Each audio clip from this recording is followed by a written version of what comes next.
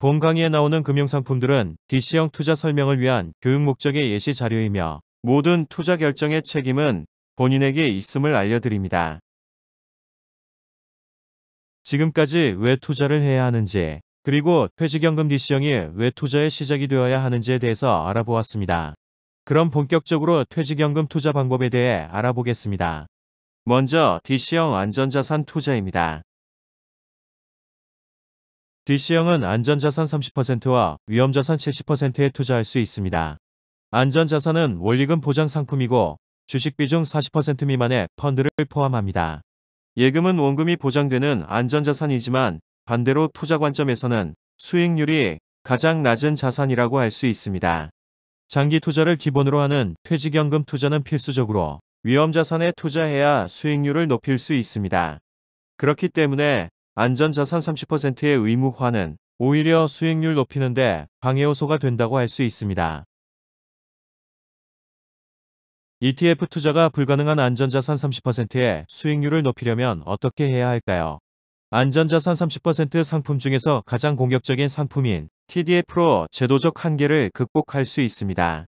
TDF란 주식과 채권 비중을 은퇴 시점에 맞춰서 자동으로 조절해주는 자산 배분 펀드입니다. TDF 핵심은 안전자산이지만 주식 비중을 80%까지 투자할 수 있다는 것입니다. 계약형 펀드로 1년에 한 번씩 갱신만 해주면 됩니다. 투자 초반에는 주식 비중 80%로 시작해서 은퇴 시점에 가까워질수록 안전자산인 채권의 비중이 높아진다고 할 수 있습니다. 그래서 은퇴 시점이 늦는 TDF는 주식 비중이 높은 상태로 오랫동안 공격적인 투자를 할 수 있습니다. TDF를 선택할 때 기본적으로 운용사, 투자처, 레퍼런스 세 가지를 점검합니다.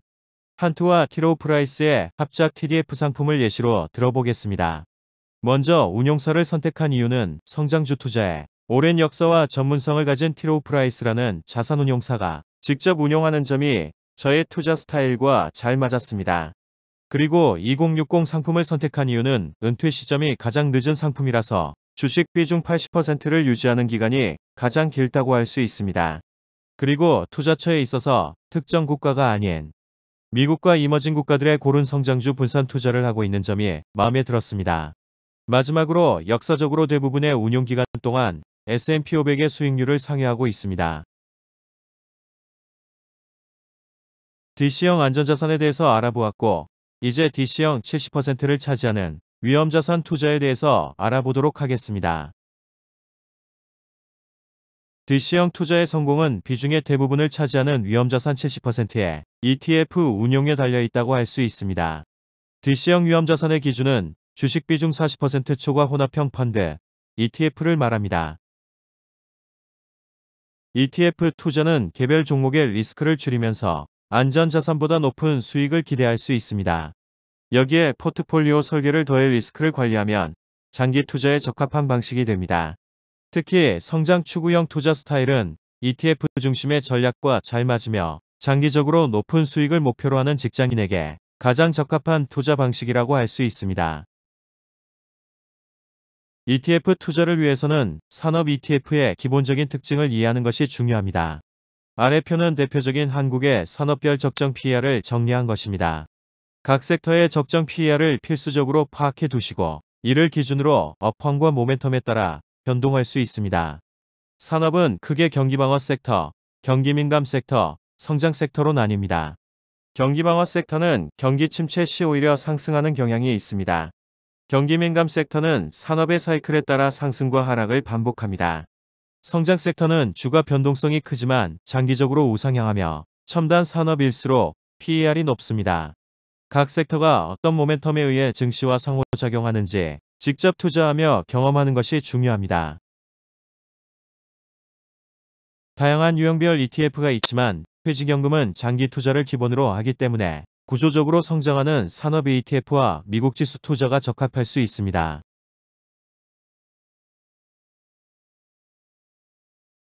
퇴직연금 DC형을 투자하기 위한 배경 개념에 대해서 알아보았습니다. DC형 ETF 투자 방법을 세 가지 포맷으로 정리해 보겠습니다. 첫 번째 포맷, 공부할 생각은 없지만 투자는 하고 싶다면 미국 인덱스 ETF에 5월 적립식 기계적 매수를 통한 장기 투자를 하는 방식입니다. 두 번째 포맷, 공부할 시간이 부족하지만 꾸준히 공부하면서 투자하고 싶다면 바닥에서 횡보 중인 안전마진 상태에 구조적 성장 산업 ETF를 눌림목에서 분할 매수하는 장기 투자 방식입니다.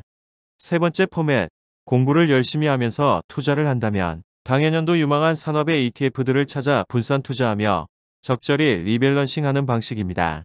세 번째 포맷이 DC형 투자를 위한 궁극적으로 목표하는 방식이라고 할 수 있습니다. 첫 번째 포맷은 가장 많은 주식 투자 전문가들이 추천하는 가장 쉽고 단순한 위험자산 투자 방식이라고 할 수 있습니다. 가장 대표적인 미국 인덱스 지수 S&P 500을 추종하는 ETF는 연평균 수익률이 약 10% 정도입니다. 공부를 하지 않고 투자함으로 주가의 변동성과 상관없이 매월 정해진 날짜에 동일한 금액으로 은퇴할 때까지 기계적 매수를 하는 장기 투자 방식입니다. 미국 증시에 기계적으로 월 적립식 투자를 하는 첫 번째 포맷에 적합한 미국의 대표적인 인덱스 ETF 5가지를 소개드리겠습니다. 장기적으로 봤을 때 가장 높은 수익률을 기대한다면 성장주가 모여있는 나스닥 100 추종 ETF인 QQQ가 있습니다. 적당한 수익률과 리스크 관리를 원한다면 S&P 500을 추종하는 VOO와 SPY ETF가 있습니다. 모든 산업의 중심인 반도체를 유망하게 본다면 SOXL ETF가 있고 월마다 배당을 받으며 장기적으로 투자하고 싶다면 배당 성장주를 추종하는 슈드가 있습니다. 추가적으로 장기 투자에 유익한 정보를 자세히 알고 싶다면 미국 ETF 장기 투자 전문가인 슈페TV와 연금저축 전문가 서대리TV를 추천합니다. 두 번째 포맷은 인덱스 투자가 아닌 장기적으로 우상향하는 성장 산업에 적립식으로 장기 투자하는 방법입니다. 한국 ETF가 변동성이 더 크고 매수하는 시기에 따라 수익률 차이도 크다고 할 수 있습니다. 구조적 성장 산업의 불멸의 테마는 AI, 신재생에너지, 자율주행, 로봇, 우주항공, 양자 컴퓨터, 바이오 산업 등입니다. 우리가 이번 세대를 살아가는 동안에는 기술의 발전이 끝이 없고 구조적으로 성장할 수밖에 없는 산업들이라고 할 수 있습니다. 그렇다고 비싸게 살 필요는 없습니다. 구조적 성장 산업의 ETF 차트가 바닥에서 횡보를 하고 있거나 큰 조정을 받아 주가가 내려앉아 박스권 횡보를 하고 있을 때 적립식으로 꾸준히 매집합니다. 부족한 지식과 경험으로 한 번에 큰 수익을 내기 위한 욕심은 금물입니다. 안전마진에 있는 구조적 성장 산업의 ETF를 장기적으로 모아간다면 결국에는 안전하게 괜찮은 수익을 올릴 수 있습니다. 세 번째 포맷은 포트폴리오 설계와 리밸런싱 전략을 구사해야 하기 때문에 매일 1시간 정도는 기본으로 공부를 한다는 전제로 투자해야 합니다. 금융 전문가들이 공통적으로 추천하는 최소한 3가지 이상의 유망 산업에 분산 투자하여 특정 산업의 리스크에도 대응해줘야 합니다. 매수한 포트폴리오의 조정을 받고 있는 ETF가 있다면 수익을 낸 ETF를 매도하고 조정을 받는 ETF를 분할로 리밸런싱 해나가는 방식입니다. 일부는 보유하고 일부는 조정을 받은 ETF에 추가 매수를 하여 평단가를 높여줍니다.